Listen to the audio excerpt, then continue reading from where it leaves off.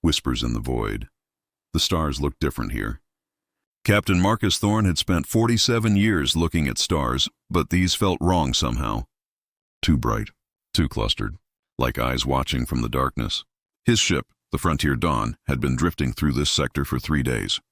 The journey from Earth had taken a decade, 10 years in cryosleep while the universe spun on without them. They'd been sent to find new worlds, new resources, new hope for a crowded humanity. Instead, they'd found something else entirely. "Captain, we're being scanned again." Lieutenant Jade Reeves didn't look up from her console. Her fingers moved across the holographic interface with practiced ease. Young, barely 26, but she had instincts that kept them alive more than once. "4th time in an hour. They're not even trying to hide it." Thorne nodded slowly. His jaw tightened beneath his gray beard. Around the bridge, his crew worked in tense silence. They all felt it, the weight of unknown eyes. "Let them look," Thorne said. His voice was gravel and iron. "We've got nothing to hide." "Sir, incoming transmission." The communications officer straightened. "It's not in any language database we have. Running it through the AI translator now." The screen flickered. Static gave way to an image that made several crew members gasp. The creature on screen was unlike anything from Earth. Its body resembled an insect's, but massive, covered in chitinous plates that gleamed like polished obsidian. Multiple eyes glowed with cold intelligence. When it spoke, its mandibles clicked in rhythm with sounds the translator struggled to interpret. "Unknown vessel. You have entered sovereign territory of the Galactic Assembly. By ancient law, all new species must submit to evaluation and classification. Power down your weapons. Prepare to be boarded." Thorne felt his crew watching him, waiting. He'd led them through asteroid fields, solar flares, and reactor failures. But this was different. This was first contact, and it was nothing like the optimistic scenarios Earth's diplomats had imagined. "This is Captain Marcus Thorne of Earth vessel Frontier Dawn." He kept his voice steady. "We come in peace, seeking only to explore and establish." "Irrelevant," the alien interrupted. Its voice carried no emotion, only cold authority. "All species submit. It is the way. Power down your weapons. This is not negotiable." Around the bridge, faces turned pale. They'd come so far, sacrificed so much, and now this creature, this thing, demanded they surrender before even saying hello. Thorne looked at Jade. She met his eyes, and he saw the fire there. The same fire that burned in his chest. He turned back to the screen. "No." The single word hung in the air like a gunshot. The alien's mandibles stopped moving. Its eyes seemed to focus more intently. "Clarify your response." I said no. Thorne leaned forward. "We don't submit to threats. We came here in peace, but we won't bow to anyone. If you want to talk, we'll talk as equals. If you want to fight..." He let the words trail off meaningfully. The transmission cut abruptly. Jade's console lit up with warnings. Captain's sensors showing multiple contacts. 15, 20, 30 ships dropping out of faster than light. "They're surrounding us." Thorne stood. His hand found the rail of his command chair, gripping it until his knuckles whitened. Around him, his crew prepared for whatever came next. "All hands," he said into the ship-wide comm. "This is the captain. We came here looking for a new horizon. Looks like we found something else. Whatever happens next, remember, we're human. We don't kneel." Outside, alien warships formed a circle of steel and light. The void held its breath. And humanity's first test had begun. Steel hearts. The Assembly's ultimatum came at dawn, or what passed for dawn in the endless night of space. Captain Thorne stood on the bridge, watching the alien fleet tighten its noose around his ship. 48 hours they'd given him. 48 hours to surrender or be destroyed. He wouldn't do either. "Lieutenant Reeves, report." Thorne's voice cut through the tension like a blade. Jade looked up from her station, exhaustion shadowing her features. She'd been awake for 30 hours straight, running combat simulations, searching for any advantage. Their flagship is the weak point. It's coordinating the entire fleet. If we could disrupt their command structure, we'd still be outnumbered 30-1, Thorne finished. He respected her optimism, but numbers didn't lie. The door to the bridge hissed open. Dr. Sienna Cross rushed in, her dark hair pulled back hastily, eyes bright with discovery. She was their xenobiologist, brought along to study new life. She'd never expected her first specimens would be pointing weapons at them. "Captain, I've been analyzing their communication patterns." They're rigid, incredibly rigid. They follow protocols that haven't changed in centuries. Everything about them screams hierarchy and order. She pulled up data on the main screen. They won't expect chaos. They won't expect improvisation. Thorne felt something stir in his chest. Hope, maybe, or just the stubborn refusal to die quietly. What are you suggesting, Doctor? Before Sienna could answer, the alien transmission crackled to life again. But this time it wasn't Overseer Krenthal. The creature on screen was larger, covered in crimson scales that reflected the bridge lights like blood-stained armor. Its eyes were yellow slits filled with predatory hunger. I am Warlord Draxon of the Crimson Scales. The translator struggled with the bass rumble of his voice. Your time for cooperation has ended. I will personally board your vessel and drag your leadership to face Assembly justice. Over my dead body, Thorne growled. Draxon's mouth twisted into something that might have been a smile. That can be arranged, human. Jade stood abruptly. Captain, let me go to them. The bridge fell silent. Everyone turned to stare at the young pilot. What? Thorne's voice was dangerously quiet. A diplomatic mission. One person, unarmed. Jade's jaw set with determination. They think we're barbaric. Let me show them we're not. Buy us time.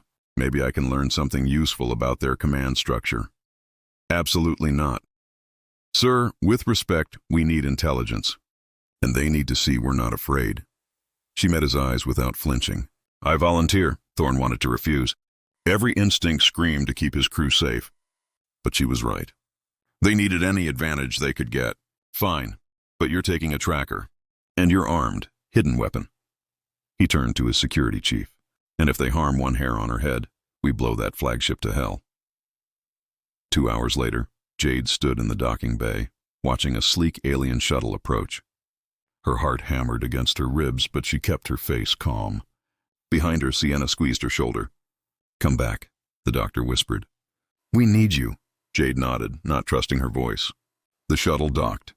The airlock cycled, and Lieutenant Jade Reeves walked into the unknown, carrying humanity's hope on her shoulders. Inside the alien flagship, she was escorted through corridors that gleamed like the inside of a weapon. Soldiers watched her pass, some insectoid, some reptilian, some made of living crystal. All of them looked at her with the same expression, contempt. They brought her to the bridge. Warlord Draxon sat on a throne of black metal, surrounded by subordinates.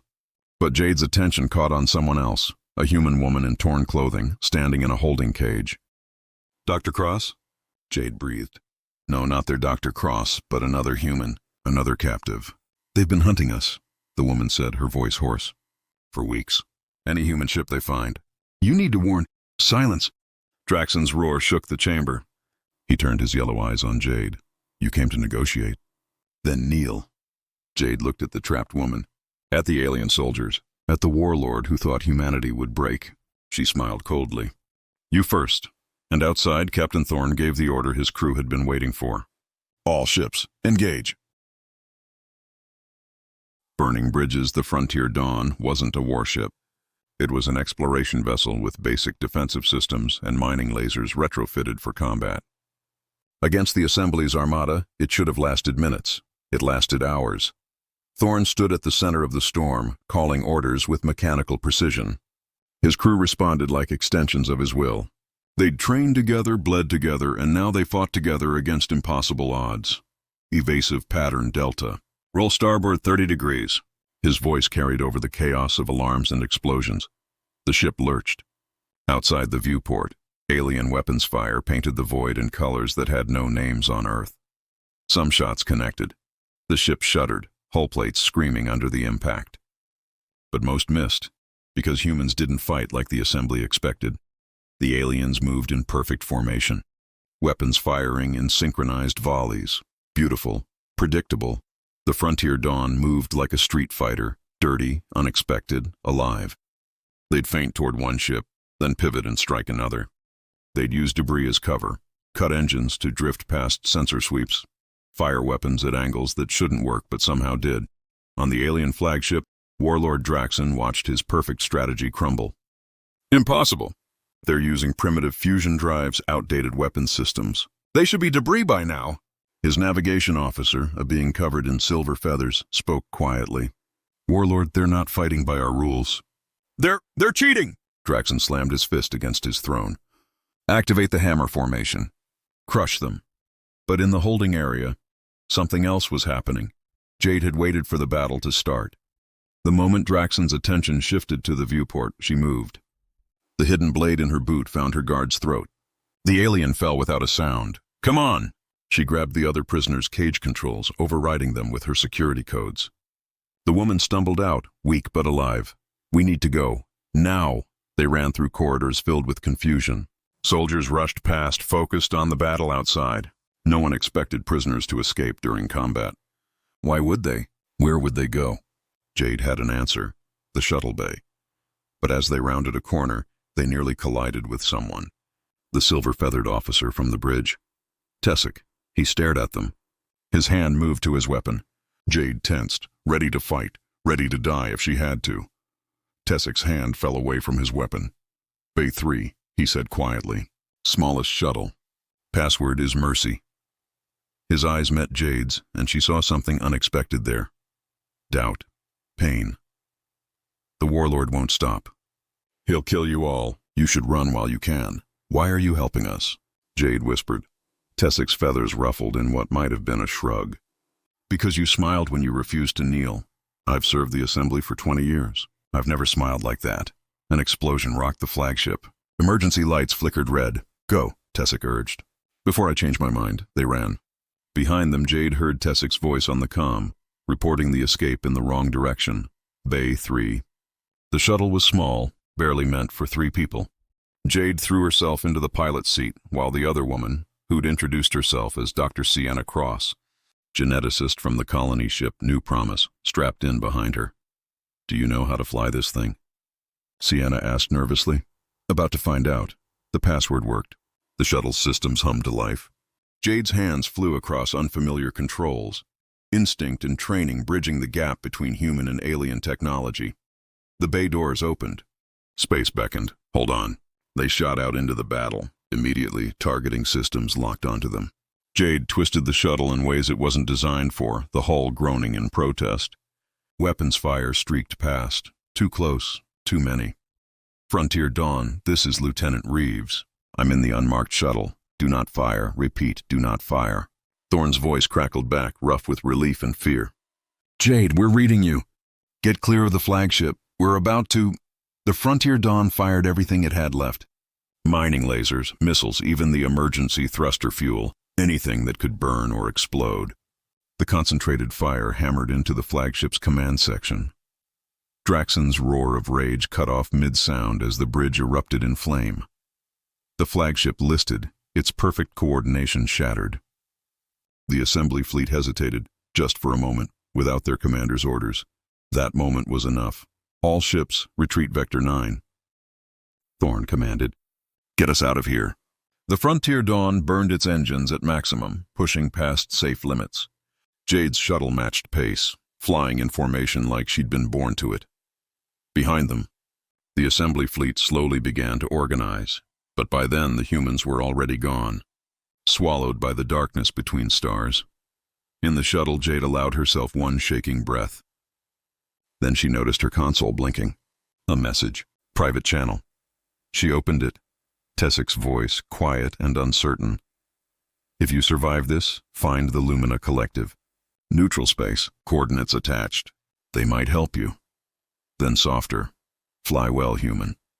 Jade stared at the message, something warm and confusing blooming in her chest. Who was that? Sienna asked. Jade shook her head slowly. I think we just made our first alien friend. Between stars, the moon had no name. At least no name that translated into human language. It hung in the void between territories claimed by no one, forgotten by most. The perfect place to hide. The shuttle crash-landed more than landed. Jade managed to keep them alive, but the hull was scorched and the engines were dead. They'd need days to repair it, if they could repair it at all. The moon had atmosphere, thin but breathable. The surface was silver sand and black rock formations that jutted up like broken teeth. A single settlement clung to life near the equator, a trading post for smugglers and refugees. We need parts, Jade said, surveying the damage. And we need them fast. The assembly knows we came this direction. Sienna nodded, but she was distracted, studying the rocks with her scientific scanner. These formations. They're artificial, millions of years old, but definitely made by intelligent hands. Doctor, focus. We need to survive first, then you can play archaeologist. They made their way to the settlement. It was a ramshackle collection of domes and prefab structures, filled with beings from 100 different species. Some glanced at the humans with curiosity, others with suspicion, most with indifference. Jade was haggling with a weapons dealer over power cells when she heard a familiar voice. You made it, she spun. Tessic stood in the shadows between two buildings, his silver feathers catching the moonlight. He wore civilian clothes now, no military insignia. He looked smaller somehow, more vulnerable. You. Jade's hand moved to her weapon instinctively. Peace. Tessic raised his hands. I deserted. After you escaped, I couldn't serve them anymore. Not after seeing what they did to your people. What they've done to so many species. Jade studied him. Her training said not to trust him.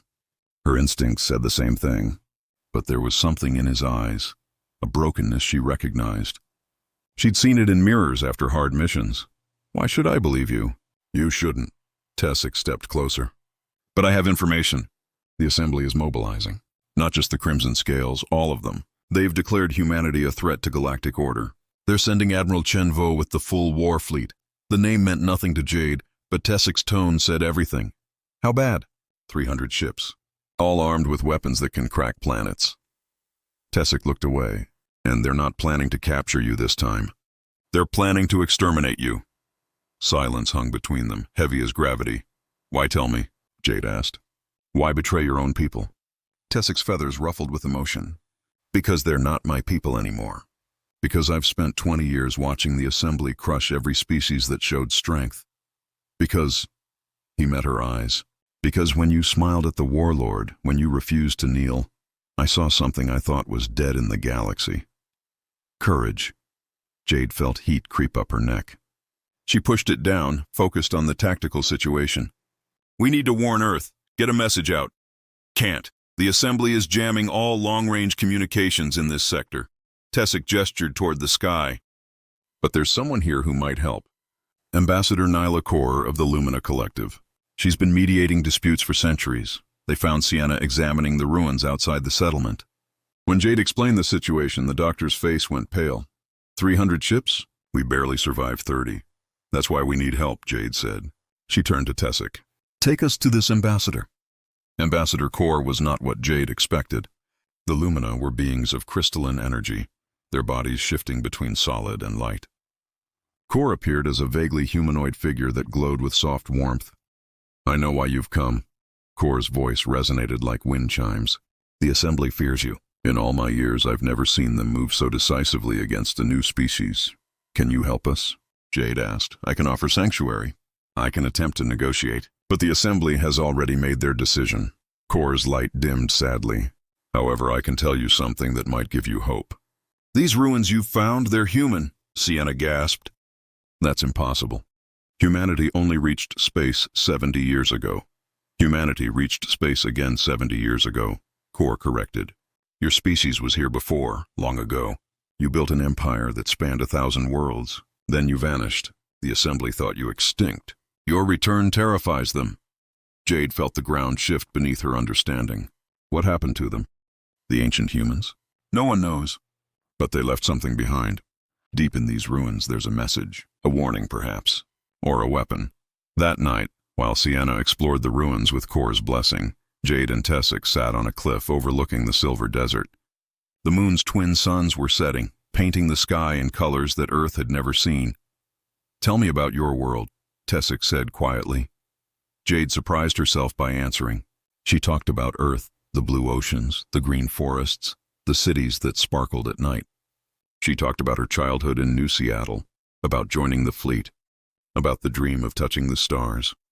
Tessic listened, his feathers occasionally shifting in patterns she was learning meant interest, sadness, wonder. My world is dead, he said finally. The Assembly needed resources. They stripped it bare 3 generations ago. I was raised on a military station. I've never seen a forest. I've never swum in an ocean. I'm sorry. Don't be. It makes it easier to leave them behind. He looked at her then, and Jade saw something in his alien features that transcended species. Loneliness, hope, connection. She reached out, hesitant. Her hand found his. His feathers were softer than she expected, warm. Jade. She leaned closer. This was crazy. He was alien. They were from different worlds, different biologies. But in that moment, under strange suns on a forgotten moon, none of that mattered. Their lips met, or close enough. His mouth was different, but the intention was the same. The kiss was gentle, questioning, and when they parted, Jade was breathing hard. That was, yeah, Tessic agreed. His voice rough. A comfortable silence settled between them, broken only when Sienna's excited voice crackled over the calm. Jade, you need to see this! The ruins, there's a message, and it says Earth isn't alone. There are more human colonies, dozens of them, hidden across the galaxy. Jade and Tessic exchanged glances. Then they ran toward the ruins, where the past was about to change everything they knew about the future. The New Dawn. The message was carved in stone and light, written in a dozen languages, including English. Sienna had activated it somehow, and now holographic images played across the ancient walls. Images of humans, tall and proud, standing among the stars. We came first, the recorded voice said. We built, we explored, we welcomed others. The images shifted, showing great cities in space, fleets beyond counting. But we grew tired. Tired of war, tired of empire. So we made a choice, we left. We scattered ourselves across hidden worlds, sealed away our technology, and slept.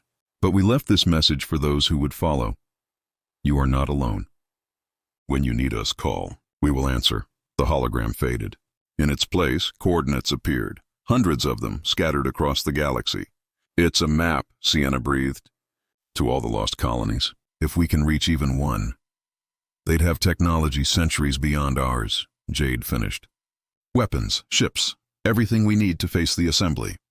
But Tessic was shaking his head. The assembly will be here in days. You don't have time to reach these colonies. Jade smiled, and it was the same smile Tessic had seen on Draxon's bridge. Then we don't run. We buy time. Back at the Frontier Dawn, Captain Thorne listened to Jade's report with growing amazement. The crew had limped the ship to the moon, but they were still operational. Barely. So let me get this straight, Thorne said. There are hundreds of human colonies hidden across the galaxy. Ancient humans with advanced technology. And we need to hold off a fleet of 300 warships until we can contact them. Yes, sir. Lieutenant, that's insane. Yes, sir. Thorne was quiet for a long moment. Then he laughed, a sound his crew hadn't heard in weeks. Well, we came here to make history. Might as well make it memorable. Ambassador Kor helped them send out the signal. It was broadcast on every frequency, using the codes Sienna had found in the ruins. A call across the dark, speaking words that hadn't been heard in millennia. This is Captain Marcus Thorne of the Earth vessel Frontier Dawn. We are the children of the sleepers. We need you. Wake up. Come home. And then they waited. Admiral Chenvo arrived with the dawn. His fleet emerged from faster than light like a wall of stars, filling the sky with their numbers. But something was different. The Admiral didn't immediately attack. Instead, his flagship approached slowly, alone. Captain Thorne, I am Admiral Chenvo of the Galactic Assembly. I have been authorized to negotiate. Thorne blinked in surprise. Negotiate? Your warlord wanted us dead. Warlord Draxon was a fool. He saw you as a threat to be crushed. Chenvo's voice carried a weight of centuries. I see you as something different. Something the galaxy hasn't seen in a long time. A challenge to our stagnation. On the moon, Jade stood with Tessic, watching the alien fleet. His hand found hers. Whatever happens, he whispered, I don't regret helping you. Good, Jade squeezed back. Because you're stuck with us now. The negotiations happened on neutral ground. Ambassador Kor's ship, a vessel of light and peace. Thorne brought Jade and Sienna. Chenvo came alone. The Assembly has ruled for 10,000 years, the Admiral began. In that time, we have brought order to chaos, peace to war. But we have also become comfortable, rigid. Your resistance reminded us of something we'd forgotten, that peace without strength is just waiting to be conquered. What are you proposing? Thorne asked carefully. A treaty, the first of its kind. Humanity will be recognized as a sovereign power. You will have representation in the assembly. In return, you will help us remember how to adapt, how to fight, how to survive in a galaxy that is darker than most know. And if we refuse? Chenvo smiled grimly. Then 300 ships will destroy you, and the galaxy will forget you ever existed. But I hope you don't refuse, because I watched your battle with Draxon. I saw 50 humans face impossible odds and win, and I realized something. We need you more than you need us. Thorn looked at his crew. Jade nodded. Sienna did too. They'd come so far, lost so much, but they were still standing. We have conditions, Thorn said. All human ships are freed. No more experiments, no more captives. We keep our weapons, our autonomy. And any species that wants to leave the assembly can do so without fear of retribution. Chenvo considered. The last demand will be difficult, but acceptable. Times must change. You've proven that. They shook on it, human hand and alien claw, sealing a treaty that would reshape the galaxy. As they returned to their ships, Jade's console lit up. New contacts. Dozens of them. Hundreds, emerging from jump space like ghosts returning to life. The ships were massive, elegant, and undeniably human. They bore markings in ancient languages, but their intent was clear. They'd heard the call. The sleepers had awakened. One ship approached the frontier dawn. A message came through, a woman's voice warm and amused. Sorry we're late. Traffic was terrible. Permission to join the party? Thorn grinned. Permission granted. Welcome home. Across the galaxy, more colonies were waking. More ships were coming. Humanity had returned to the stars, not as conquerors, but as equals. And the galaxy would never be the same. On the moon, Jade and Tessic watched the fleet grow, human and alien ships beginning to fly together. So what now? Tessic asked. Now? Jade smiled. Now we get to explore. Together. Show you those oceans and forests I told you about. I'd like that. And maybe figure out this whole us thing. Tessic's feathers rippled with what she'd learned was laughter. I think we have time. Plenty of time. Above them the stars shone brighter than ever. The dawn of a new age. Captain Thorn stood on his bridge looking at the fleet around him. Human, alien, united. He'd come to find new worlds. Instead, he'd found something better. He'd found humanity's place among the stars. Not as conquerors, not as victims, but as partners, as warriors, as dreamers who refused to kneel. The last horizon had been crossed, and beyond it, infinity waited.